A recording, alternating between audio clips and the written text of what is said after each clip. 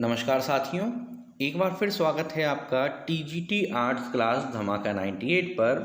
और हमें उम्मीद है कि लगातार आपको जो 20 प्रीवियस ईयर के क्वेश्चन कराए जाते हैं वो आप लगातार याद रखते होंगे। और सीरीज़ में हम आगे बढ़ चुके हैं, 620 क्वेश्चन तक हम कर चुके हैं। और आज की सीरीज़ में हम बात करेंगे क्वेश्चन 621 से लेकर 640 तक।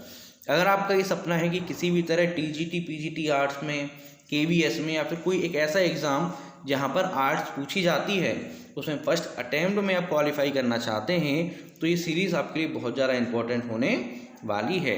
तो चलिए स्टार्ट करते हैं। 621 क्वेश्चन है जिसमें हमसे बोला जा रहा है, किसने पाल शैली को पूर्वी शैली कहा है? यामिनी राय ने, लामा तारानाथ ने, लक्ष्मण सेन ने या गोपाल ने?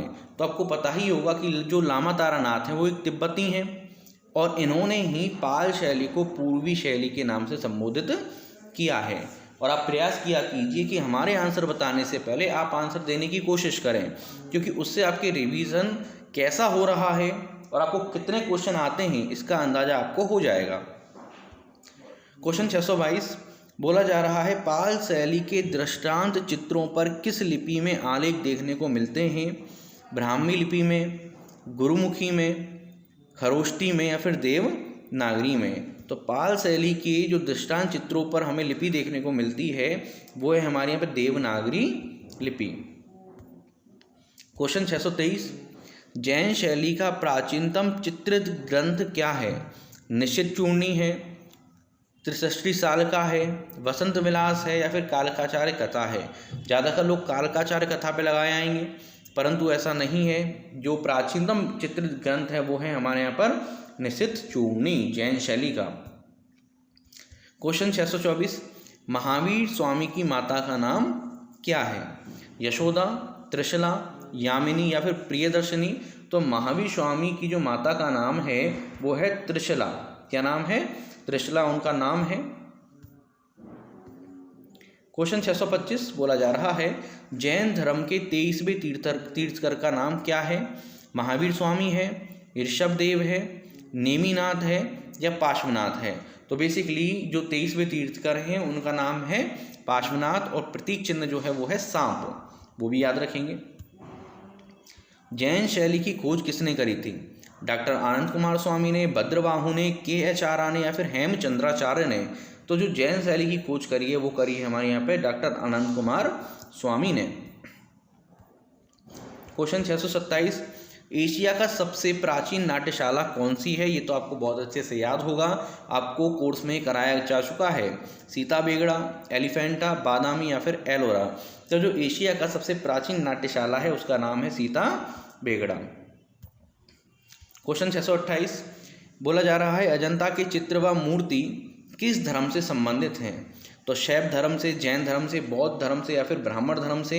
तो आपको पता ही होगा कि पूर्ण रूप से बौद्ध धर्म से संबंधित है अजंता की गुफाएं। 30 गुफाएं मिलती हैं हमें। 16वें गुफा में हमें मरणासन राजकुमारी तथा बुद्ध का गृह त्याग दर्शाया गया है। इसके अलावा हंस जातक मिला है हमें गुफा संख्या 17 में, शिवी जातक मिला है गुफा संख्या 1 में, याद रखेंगे, बहुत इंपॉर्टेंट है। माया देवी का स्वप्न मिला है गुफा संख्या 2 में। सहस्त्र बुद्ध कहाँ मिले हैं? गुफा संख्या 2 में। क्वेश्चन 626 बुद्ध का जन्म अजंता की किस गुफा में चित्रित है? 1 में, 2 में, 16 में या फिर 17 में? तो जो बुद्ध का जन्म है वो हमें मिला है गुफा संख्या 2 में।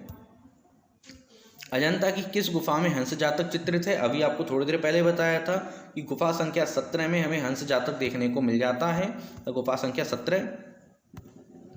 क्वेश्चन 631 चालुक्य वंश की राजधानी कहाँ स्थित थी?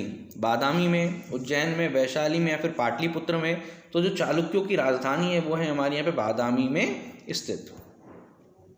632 अर्धनारीश्वर का प्रसिद्ध चित्र प्राप्त होता है बादामी से, एलोरा से, अजंता से या सित्तनवासल से?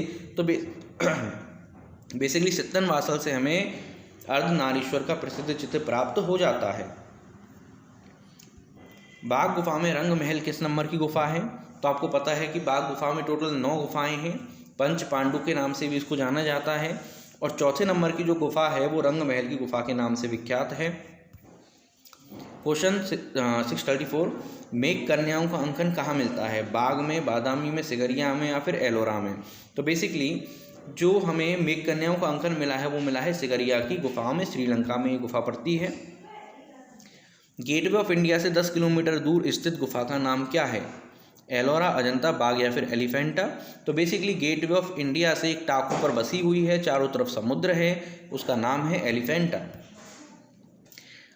मोहनजोदड़ो से प्राप्त स्नानागार की माप मीटर में कितनी है? तो बेसिकली हमारी अगर माप देखें तो 11.88 इंटू 7.01 इंटू 2.43 मीटर मोहनजोदड़ो के स्नानागार की माप है, याद रखेंगे। घोड़ी की अस्थियां कहाँ से प्राप्त होती हैं? लोथल से, रंगपुर से, बनवाली से या फिर सुरकोटदा से? तो बेसिकली अगर हम बात करें तो जो घोड़ी की अस्थियां हैं वो हमें प्राप्त होती हैं सुरकोटदा से। अधिकांश प्रागैतिहासिक चित्रों में रंग कैसे भरे जाते हैं? काले, नीले, सोने या फिर गेरुए? तो जितने भी प्रागैतिहासिक चित्र हैं वो हमें गेरुए रंग में ज़्यादातर देखने को मिलेंगे।